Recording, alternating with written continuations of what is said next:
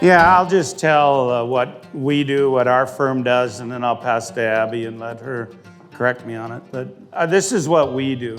So any new client, we do a TND, total nutrient digestion. We do a Haney test. We do a PLFA. We do an aggregate stability. Those are the four that we do.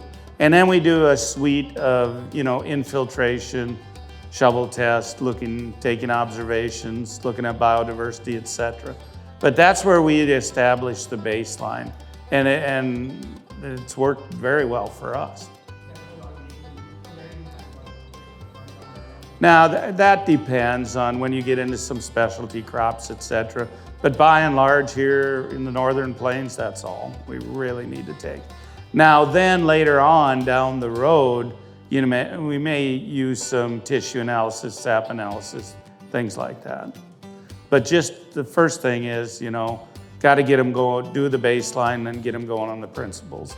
As far as soil testing, from a university standpoint, the research that we've been doing, we sampled 1/4 of land, the Share Farm down by Morton or down by Wahpeton area. And we pretty much did every single soil health test in the books. We sent stuff off to Cornell. We probably sent stuff to you guys. We spent $30,000 to $50,000 on soil testing on that field. And the thing that came back that was most beneficial was aggregate stability, and then also a shovel. And that's not much help if if you don't know what you're looking for in a shovel.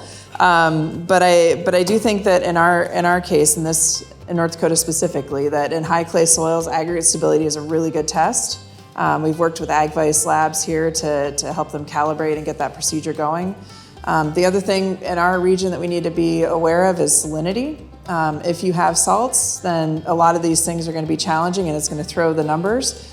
So definitely zone sampling across that field, sampling good parts of the field as one, sampling mediocre parts, and then sampling those saline areas separately and understanding what that number is so you can manage that area effectively. I think we were looking at POC, or this kind of active pool of organic matter, as the one that would turn over or would change the most rapidly, instead of looking at all organic matter, just looking at this active pool.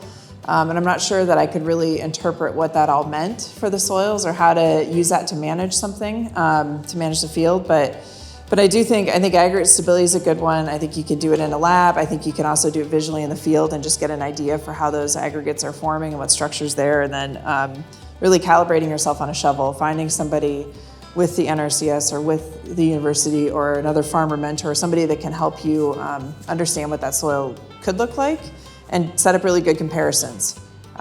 It's hard to just look at a field over and over and over again, but set up a comparison with another field so that you understand what those differences might be, and pick the same soil texture in doing that if you can.